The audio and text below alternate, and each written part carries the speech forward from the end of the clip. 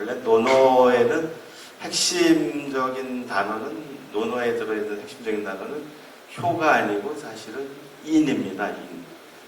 뭐 우리가 그 인에 대해서는 사랑이라고 이야기하기도 하고요.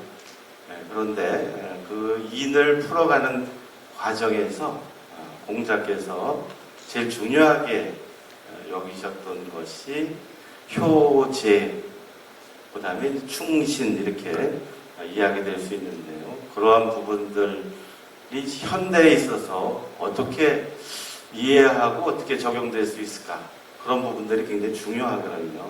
그래서 그런 부분들을 우리가 좀 생각을 좀 해보면 어떨까. 어머니와 아버지, 뭐 다 아시다시피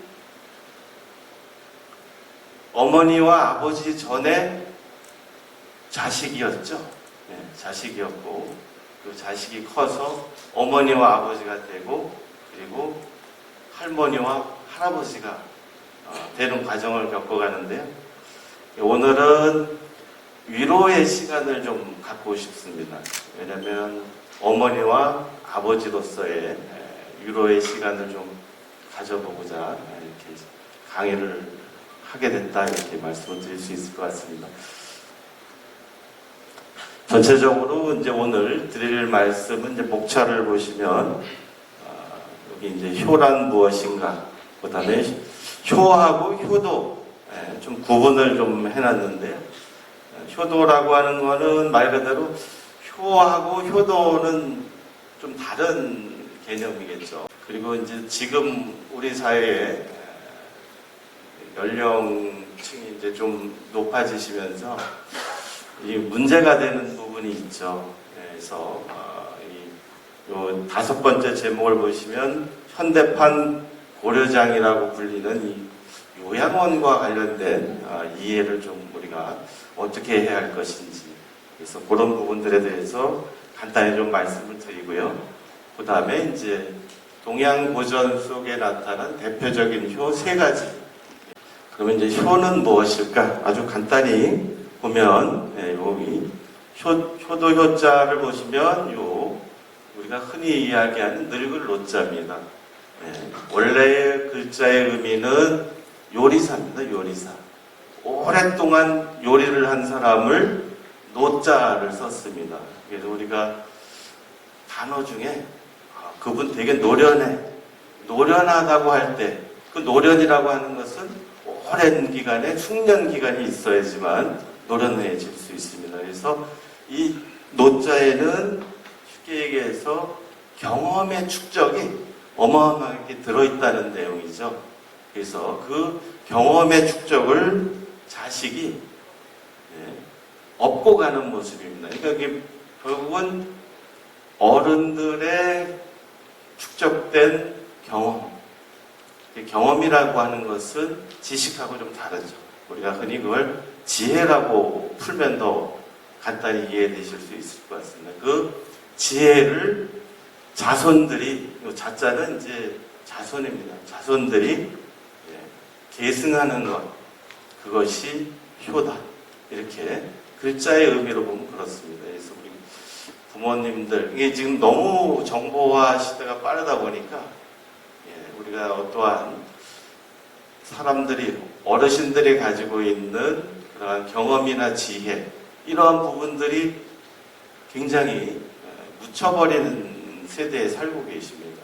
그래서 그러한 부분들을 우리가 좀 생각을 해보면서 위로를 받고 싶다, 이렇게 위로를 받으시고, 그리고 위로를 해줄 수 있는 대상이 자식 세대가 아니고 공교롭게도 같은 세대의 분들끼리 위로하지 않으면 안 되는 시대가 된 것 같습니다. 그런 부분들을 한번 이야기해보고 싶습니다. 그 다음에 아까 말씀드렸듯이 효도라고 하는 것은 효를 드러내는 방법이라고 보시면 돼요. 이 도자에는 24가지의 의미가 들어있습니다. 그래서 우리가 청량리 이런 데 가면은 길을 아십니까? 도를 아십니까? 이렇게 물어보는 분들도 있고. 근데 이 도자에는 방법, 수단, 뭐 여러 가지 목적, 그리고 인간이 가지고 있는 최고의 지적 덕목 이런 것까지도 이 도라고 하는 말에 다 들어 있습니다. 그래서 우리가 효도라고 했을 때 이 도는 효를 드러내는 방법 이렇게 이해를 하시면 좋을 것 같습니다. 그래서 한 7가지 정도로 우리가 일상생활에서 볼 수 있는 것들인데요. 우리가 이제 여기 1번을 보시면 친친지효라고 되어 있습니다. 이게 무슨 얘기냐면요. 친한 이를 더 친하게 가까이 해야 하는 것이 효다. 나를 중심으로 봤을 때 이 세상에서 가장 가까운 사람은 누구겠습니까? 부모입니다. 그죠? 그러니까 부모님에게 더 가까이 가는 것. 이게 친친이거든요. 그러니까 옆집 부모에게 잘하는 것은 효가 아니다라고 했습니다. 옆집 부모한테는 무지무지 잘하고 자기 부모에게 못하는 것. 그거는 불효자입니다. 여기도 그 얘기입니다. 남의 부모에게 잘하는 것은 효가 아니다. 그러니까 우리가 이 친친지효는 굉장히 중요합니다. 그래서 내 부모가 가장 소중한 사람이고 가장 가까운 사람이라는 것을 알아야 된다. 이런 부분이죠. 그게 없으면은 내가 어디서부터 왔는지를 근원적으로 모르게 됩니다. 그래서 무엇보다도 가까이 지내는 것. 내 부모님에게 가까이 지내는 것이 효다 이렇게 보면 될 것 같고요. 그래서 면대면 이게 이제 코로나 시대에 면대면 하지 말라고 자꾸 그러는데요. 사실은 얼굴 마주하기만큼 가장 효가 없습니다. 효도하는 방법 중에. 그래서 우리 효도하는 논어에도 나오는 말입니다만 출필고 반필면 이게 무슨 얘기냐면 외출할 때는 부모님에게 반드시 곡자, 알릴 곡자인데 아래다 할 때는 곡으로 읽습니다. 그래서 외출할 때는 반드시 얼굴을 뵙고 어디 나가겠습니다라고 아래는 것을 곡이라고 합니다. 그리고 반필면 돌아와서는 반드시 얼굴을 베어드리라 이런 얘기입니다. 왜요? 밖에 나갔다 왔는데 얼굴 안 마주치고 자기 방으로 쌩 들어가 버리면 부모님이 거의 다 걱정하시죠. 제가 밖에 나가서 뭔 일이 있었구나. 뭔 일이 있었는데 근심을 하게 됩니다.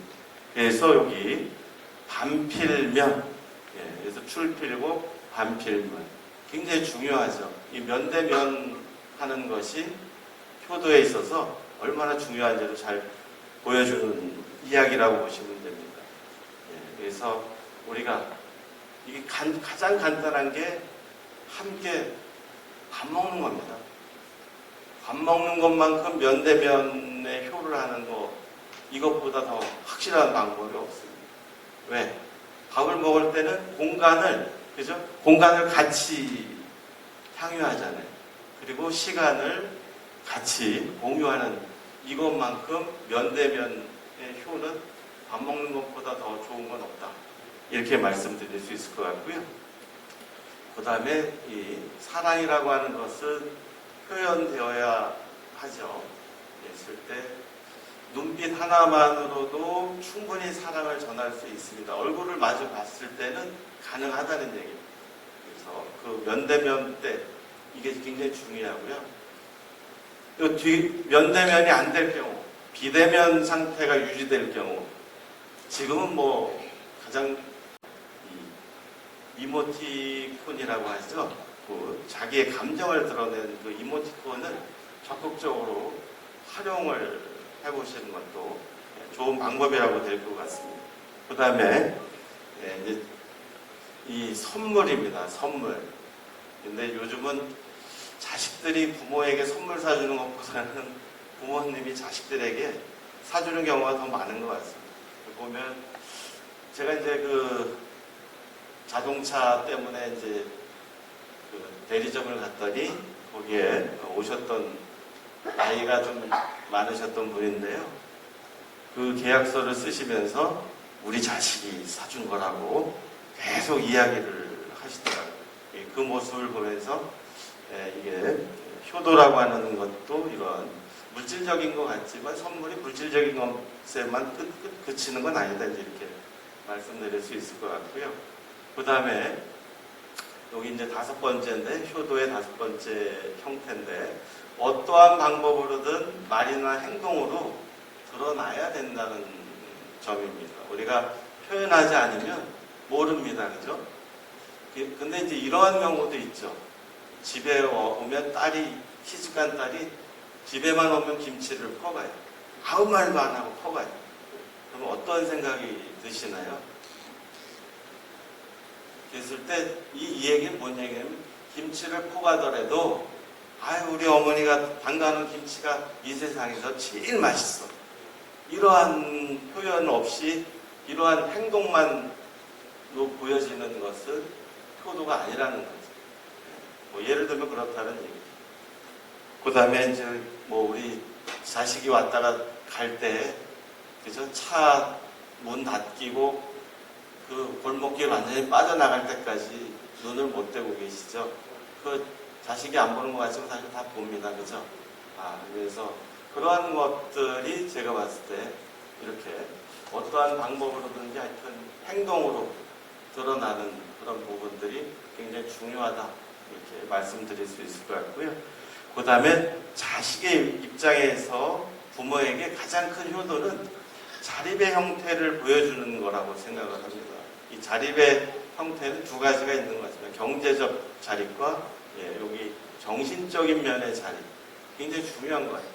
그러니까 이제 경제적인 부분이 자립이 안 생기다 보면 사실 이 정신적인 면의 자립도 잘 생겨지질 않는데요. 아무튼 이 부분은 공동으로 자식의 입장에서 부모님에게 되도록 빠른 시일 내에 노력하는 모습을 보여주면 부모님이 기다리시잖아요. 그죠? 뭐 내일 이제 저도 이제 2명의 애들이 있는데요. 공부를 잘 안 하는 것 같으면은 말은 못해도 굉장히 좀 이렇게 지원을 해주면서도 힘이 좀 들라는데 왠지 모르게 뭐 열심히 하겠다고 얘기를 하고 뭐 본인 스스로가 열심히 하는 모습을 보여주면은 기운이 나거든요. 그런 형태. 그래서 자식이 사실 부모님에게 경제적 자립을 해서 용돈을 가져왔을 때 그게 많아서 좋은 게 아니고 사실 조금을 그죠 부모님에게 드려도 부모님의 마음이 굉장히 내가 자식을 잘 키웠구나 이런 뿌듯함을 느낀다는 거죠. 용돈이라고 하는 건 크기가 아니라 마음이죠. 마음이 어떻게 작용을 할지에 대한 부분이고요. 그 다음에 이 효라는 개념은 항상 변화한다는 거죠. 시대적으로 변화하는데 옛날식의 효 방식만 고집을 한다면 굉장히 어렵게 됩니다. 제가 이제 이 효하는 방법 중에 부모님이 여기 논어에 나옵니다만 부모님이 돌아가시고 나서 효의 방법이 있습니다. 돌아가시고 나서는 장례 치르고 나서 예를 다해서 장례를 치러드리고 그 다음에 기일이 오면 기일에 맞춰서 제사 지내고 그런 게 효라는 얘기가 나옵니다. 제가 봤을 때 그렇게 3년상을 지금 아마 자식이 부모님 돌아가셨다고 해서 3년상을 예전처럼 치르라고 한다면은 거의 그 3년상을 할 수 있는 자식은 아마 거의 없겠죠. 그런데 3년상을 옛날에 그렇게 했으니까 너도 3년 동안 심효살이를 해봐라.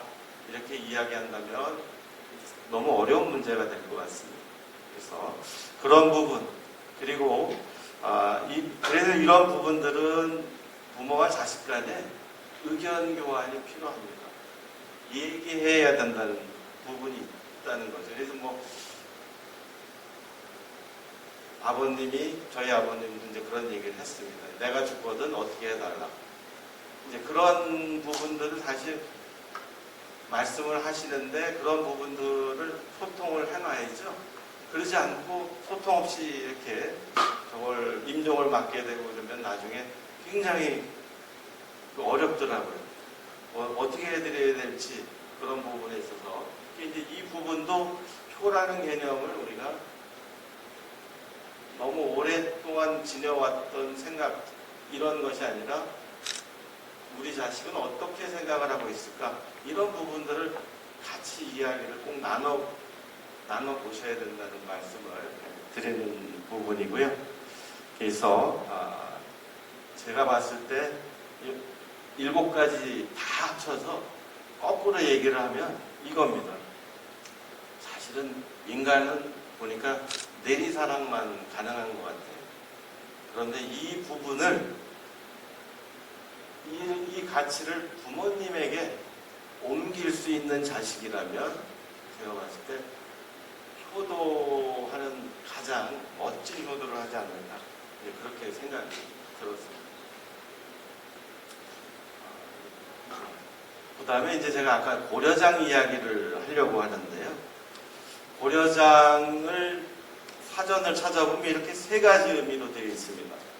나이 든 노인을 다른 지역이나 다른 나라에 베트남 같은데 버려두고 오는 일. 제주도가 예전에 그죠?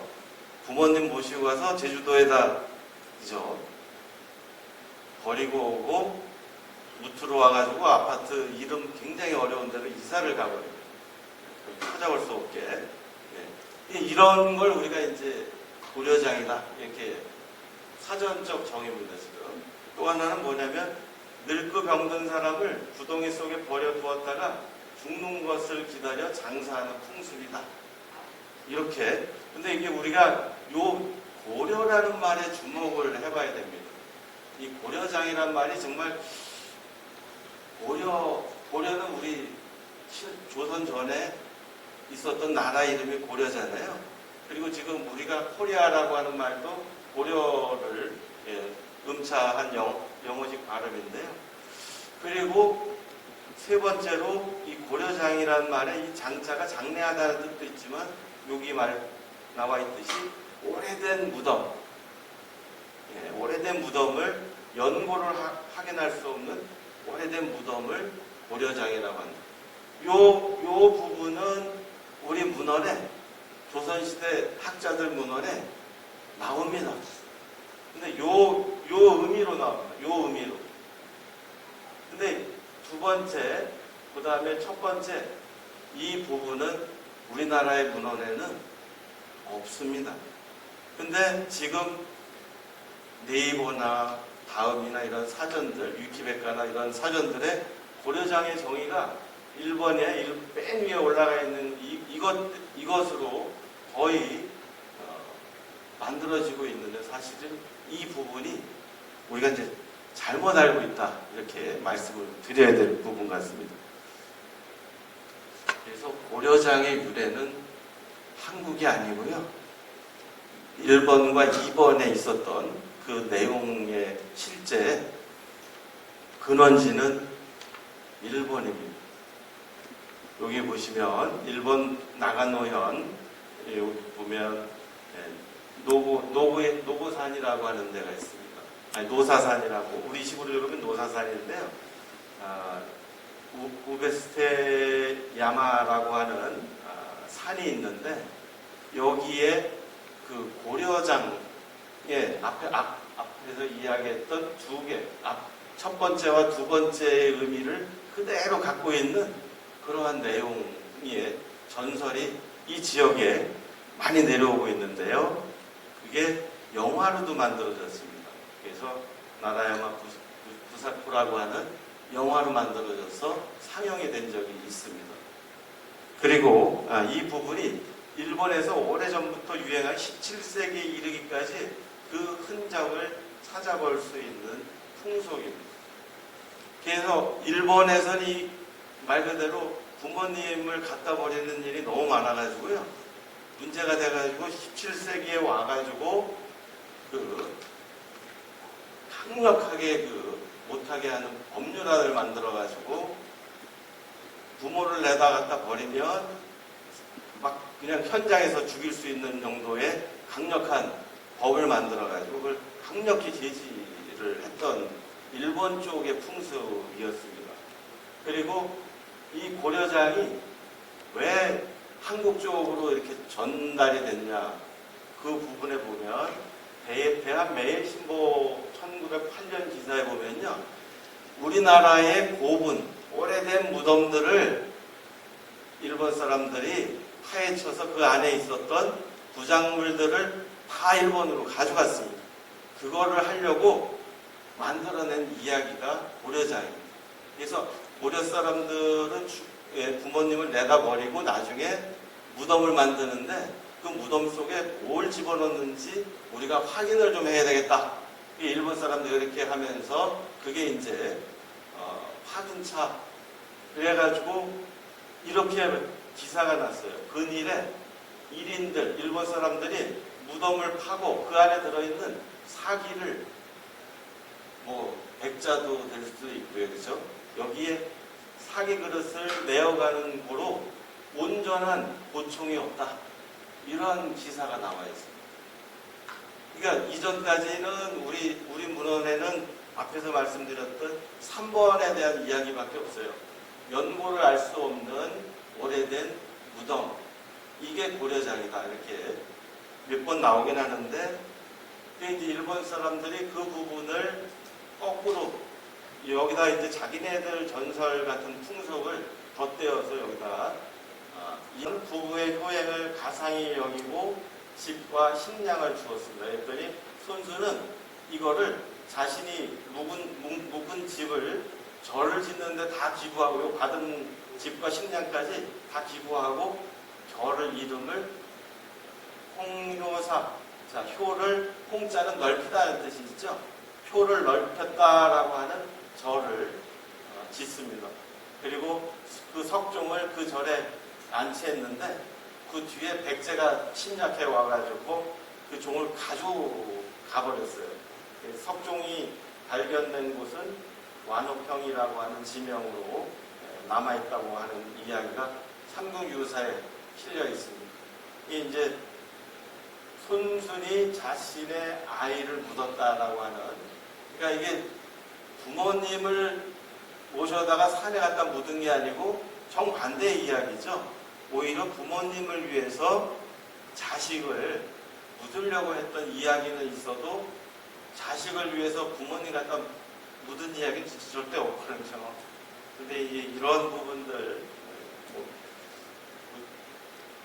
그 다음에 이정관이라는 분의 또 이야기인데요.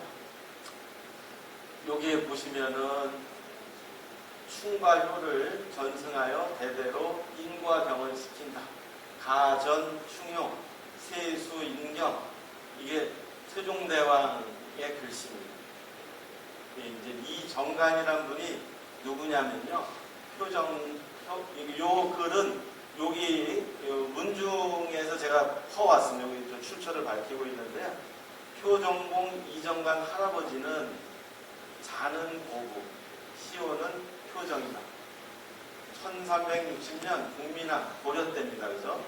고려 말에 태어나 조선 건국에 공을 세운 아버지 부직의 음덕으로 벼슬길에 올라 종삼품 사엄부 지의를 역임한 뒤 1405년 태종 5년인데요. 강화부사로 부임해 당시 목장에 뛰어든 호랑이를 아무런 피해도 없이 포획해 비단을 하사받던 기록이 있고요. 이후 사엄부의 요직과 내외의 간직을 두루 역임하고 강원도 관찰사로 재임하던 중 춘천을 지나가셨거든요, 이분이. 그래서 100세의 노모를 복양하기 위해 사직하고 항리에 응거하면서 노모를 봉양하는데 전심전력하였다. 특히 자신도 80세의 노령이면서 100세의 어머니 앞에서 색동옷을 입고, 이 노래자랑 했던 효하고 동일하죠. 색동옷을 입고 출천지효 하늘에 낸 효자다 라고 한 것으로 세상에 아주 이름을 날리신 분이 됐습니다. 그래서 세종대왕이 이 사실을 알고 그의 품계를 여기 보면 종이품이었죠. 올려드리고 어머니 부인을 정대 부인으로 봉하고 대장을 하사했는데 어머니한테도 선물을 별도로 따로 드렸습니다. 그래서 그때에 써주신 세종대왕이 쓴 글이 이 글입니다. 이 전의이신데요. 이제 너무 요 이전간에 자식이 5명 있었는데 다섯 명 모두 다 동일하게 효행으로 굉장히 이름이 날려있던 집안입니다. 그래서 지금도 이 전혜이 씨하고 예한이 씨, 전혜이 씨에서 예한이 씨가 갈라져 나갔습니다. 그래서 예한이 씨도 이 집에 가보시면 이걸 가문으로 정해서 예한이 씨나 전혜이 씨는 이걸 지금도 가문으로 정해서 쓰고 있습니다. 굉장히 자랑스럽게 이제 여기시고 효행에 대한 부분을 이렇게 이제 나타내주고 있는데 임금의 입장에서는 국가를 위해서 열심히 사신 부분도 있지만 이 효도한 부분이 결국은 국가에 도움이 됐다라고 본 거죠. 그래서 충과 효는 결국은 같은 부분, 동일체로 인식을 하고 있음을 볼 수가 있습니다. 강원연구원에서 발행하는 책자 속에 들어있는 부분을 제가 정리를 한 겁니다.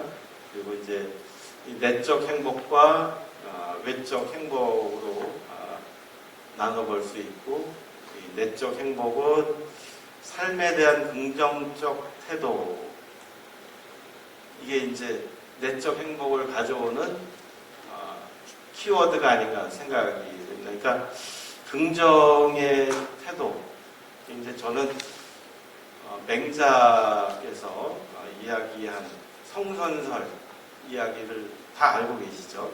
저는 그걸 선한 의지라고 이야기를 합니다. 그러니까 모든 것들이 잘 될 수 있을 거라고 믿는 마음입니다. 그러니까 그 마음은 어디에서 오는 거냐? 하늘이 인간에게 태어날 때부터 그 선한 의지를 주었다고 보는 거지. 그게 이제 맹자의 성선설을 가장 쉽게 이야기할 수 있는 부분이 이렇게 저는 그렇게 봅니다. 그래서 사람의 본성은 원칙적으로 착하다. 그래서 그 착한 본성대로 행동하고 생각하고 행동하면 행동 속에 선한 의지가 반드시 작용을 해서 긍정의 힘을 낼 것이다. 그 긍정의 힘이 바로 내 내적 행복을 가져다주는 기본 형태다. 이렇게 이제 정리를 한 건데요. 그래서 이게 삶에 대한 긍정적 태도는 제가 봤을 때 인이라고 봅니다. 인. 어짐을 맹자가 결국은 선으로 풀이를 한 거거든요. 그러니까 어질다고 하는 본성이 어디서 온 것인가를 맹자가 공자의 인을 보고서 본인이 정리한 게 이제 성선설이거든요. 그 인의 본바탕은 바로 삶에 대한 긍정적 태도를 주는 착한 의지, 이게 성선설인 거죠.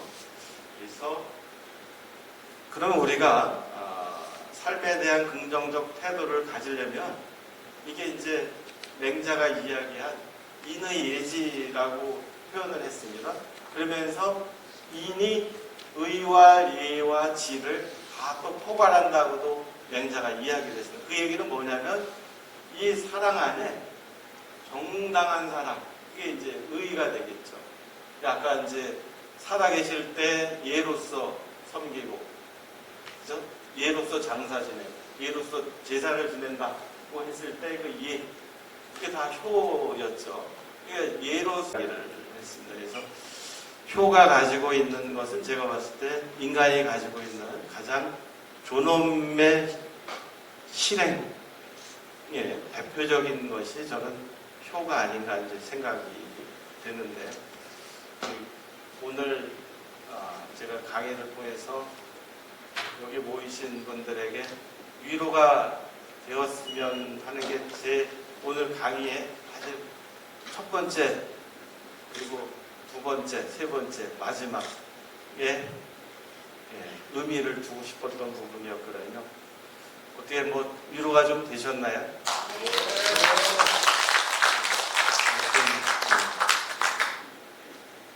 끝까지 경청해 주셔서 감사합니다. 그리고 강의는 이것으로 마치도록 하겠습니다. 감사합니다. 네, 오늘 이 시간이 90분이 지났는데요. 가만 보니까 이게 문학강좌라기보다는 어떤 가치를 찾는 인생 강좌가 아니라 이렇게 생각합니다.